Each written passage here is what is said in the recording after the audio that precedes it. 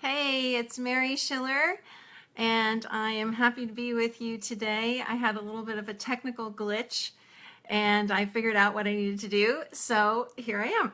So if you happen to be joining me live here in the Mind Yoga Spa group on Facebook, just give me a little shout out by liking this video or posting a comment or just saying hi. And if you're joining me via recording, that's fantastic too. Please feel free to comment. So again, my name is Mary Schiller. I am the author of 2 books, The Joy Formula and Mind Yoga.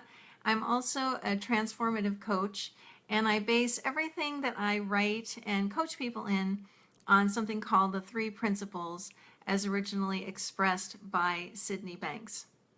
And in this particular conversation that we're having today, I'd like to chat for a few minutes about the 3 principles related to addiction. Hi, Lori. Good to see you here. So this comes up a lot, actually, this question about how the 3 principles can help people with addiction and also with habits that they don't particularly want to have anymore. Oh, I'm turned sideways? Uh-oh. Thanks, Laurie. Let's see. How's this? Is that better? This has been really funny today. This technology is lovely, but when it goes wrong, it can be pretty hilarious. So let me start by saying that I am not a specialist in addiction. I am a coach, but since the 3 principles that we talk about are universal, it's very easy to see how they relate to things like addictive behavior and habits that we would prefer to not have anymore. You know, there's a quote that's attributed to Sydney Banks. I didn't hear him say it personally since I was not able to hear him speak personally. But it says something like, if the only thing people learned was not to be afraid of their experience, that alone would change the world. And I personally find that phrase, that sentence, to be incredibly powerful, especially as it relates to things like addictive behavior and habitual behavior. Because really, if you stop to think about what those behaviors are trying to do, they are trying to change our experience in some way. They're trying to alleviate some pain that we have. They're trying to, a behavior like, it could be anything from drinking too much alcohol to overeating to smoking to shopping, all kinds of things. People have all kinds of ways of trying to escape their experience. And that's one reason why that sentence by Sydney Banks resonates so much with me. I'll say it again. If the only thing that people learned was not to be afraid of their experience, that alone would change the world. And the reason why I find that so helpful to remember is because as human beings, we seem to have this idea that our experience is supposed to be something other than what it already is. So we experience some kind of feeling. We decide that we don't like that feeling, and we decide that we need to get rid of that feeling or change it somehow. And that in and of itself is an innocent mistake that we're making. And the principles are very helpful in showing us that, because they reveal to us that any experience we're having is simply coming from any thought that is going through our mind at any given time. It's not coming from something on the outside. So there is nothing on the outside that we're ever having to cope with. It's always coming from momentary keyword momentary thought. And I think when people are addicted to something or have some habitual behavior that's trying to take them out of their experience, they are confused about where that experience is coming from, first of all. They think it's something on the outside of them that they can't control, and so they try to escape that in some way. Or if they do have the sense that it's coming from their own thoughts, they try to do something to alter that thinking, to change it quickly. And all of that, unfortunately, has the opposite effect of what people desire, because they're missing a very key piece, which is that thought is designed to change on its own if we do nothing to try to change it. And also, of course, our natural state, as the principles point to, is one of well-being. So if we understand that, if if I can do nothing to, if I not can do nothing, but if I understand that I need do nothing to alter my state will change on its own, and it will naturally go back to that set point of well-being. I often make the analogy of people who have an addictive behavior or a habitual behavior, that it's like going to the dentist if you have a broken leg. So, for example, if you are trying to feel better by smoking, that is not going to help you feel better, because your feelings are coming from momentary thought. So I'm not really sure how smoking a cigarette is going to affect momentary thought. It isn't. It's the same with any behavior that we're doing as in an attempt to change whatever we're feeling. There is no connection between the two things. Hi Patricia, thank you. There's no connection between an outer behavior and our feelings. It just doesn't work that way. So it's really a result of people being confused about what is influencing what here. So let me just do a brief recap of what I've said so far. Hi, Lori. Lori says, my state takes a really long time to change sometimes, and that gets frustrating, which I know is another layer of thought. Oh, that's a great point. So why do you think that is? Why do you think your state of mind takes a really long time to change sometimes? Well, partly it refers back to what I said at the beginning, which is that statement that Sydney Banks made about not being afraid of our experience. So if we find ourselves in a state of mind that we don't like, most of us go into some form of panic mode.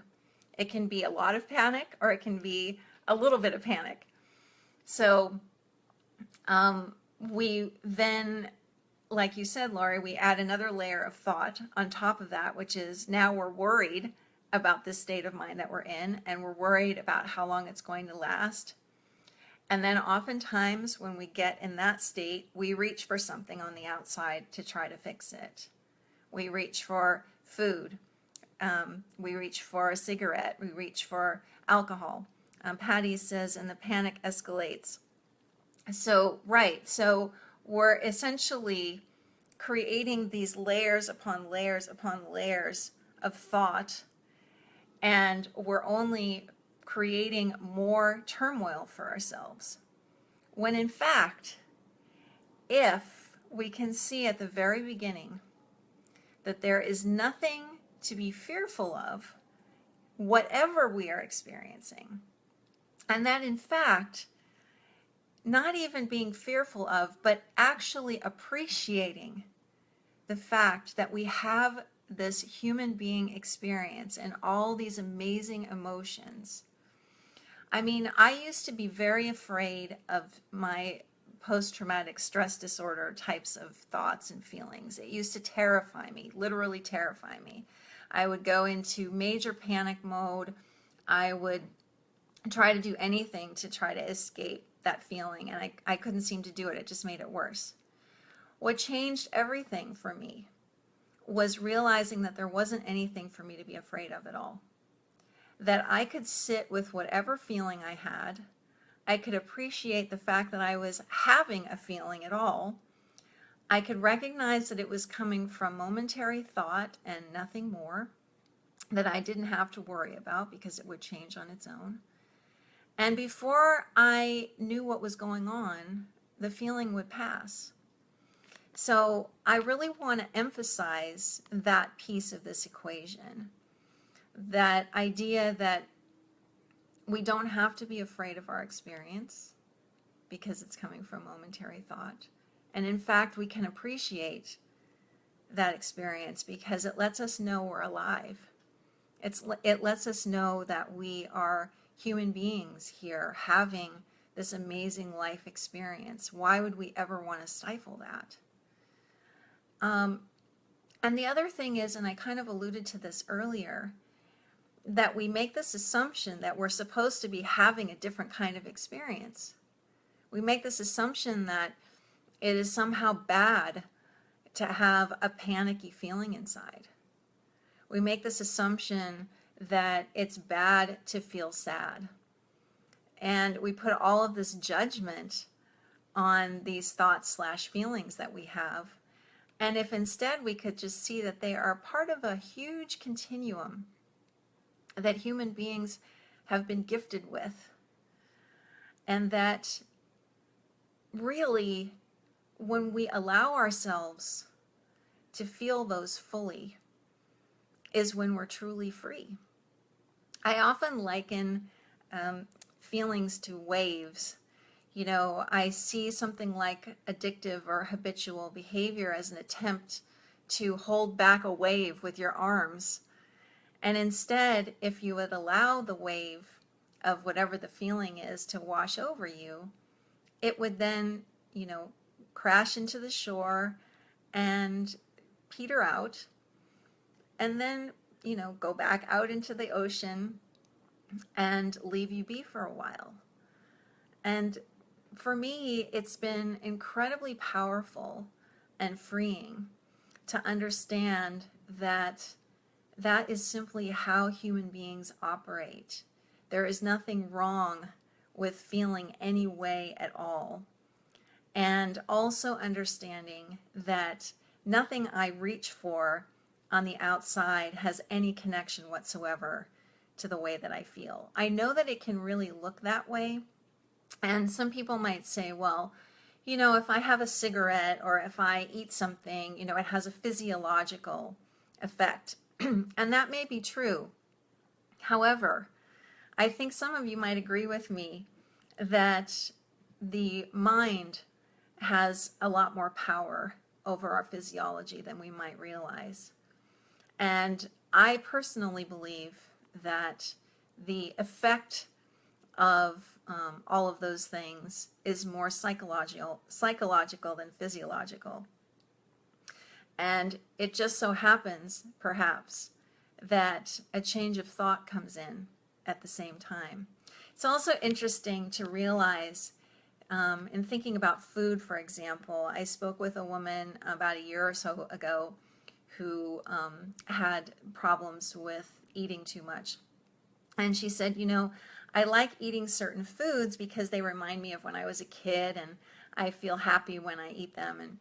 And I said to her, you realize that those feelings you have are not coming from the food, right? Like, food cannot transmit a feeling to you.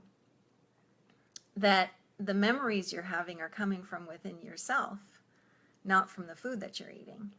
And she had never really seen it that way before.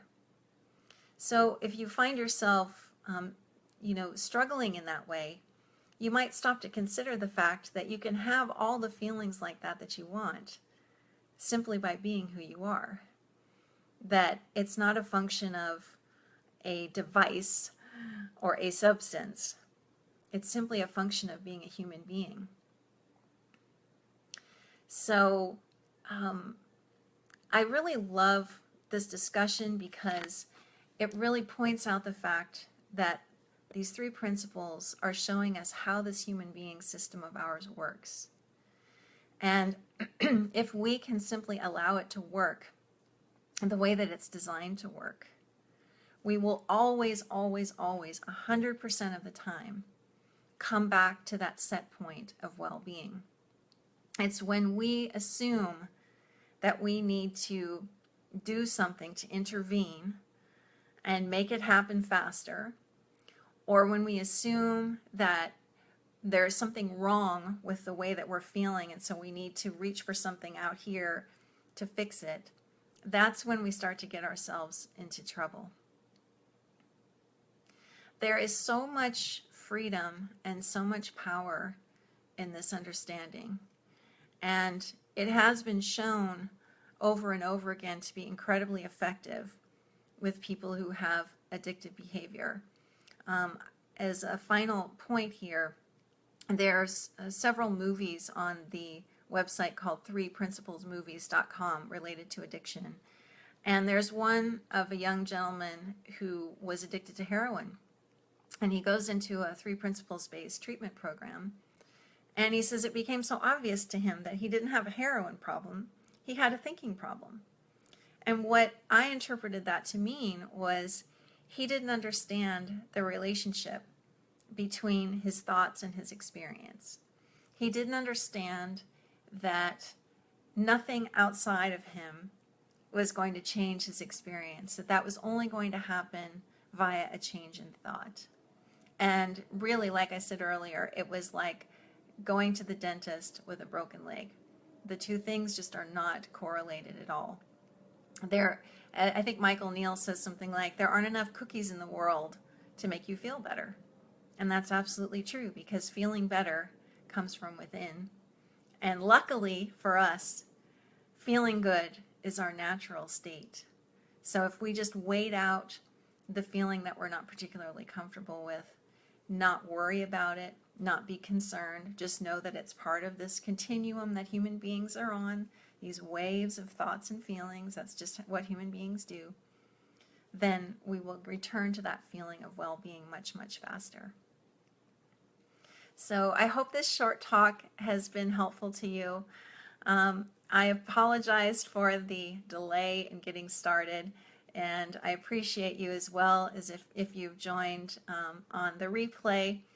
So please feel free to post any questions and comments, and I'm happy to talk about this subject again, as I know that it's very important for a lot of people who have people in their lives who have addiction problems, or if you yourself have a problem with addiction, or even just a habitual behavior that you'd like to be rid of. Thank you, Patty. I appreciate that.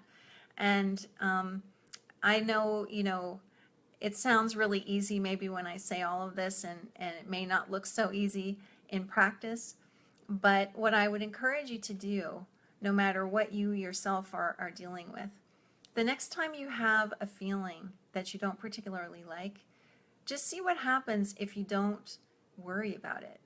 If you can see, kind of zoom the camera back, here I'll zoom back, zoom the camera back, and see yourself simply as a human being who's having this human being experience, the ups and downs that are normal in that. And let me know what happens, okay? Take good care, and I will talk to you again very, very soon. Thank you so very much for watching. Bye-bye now.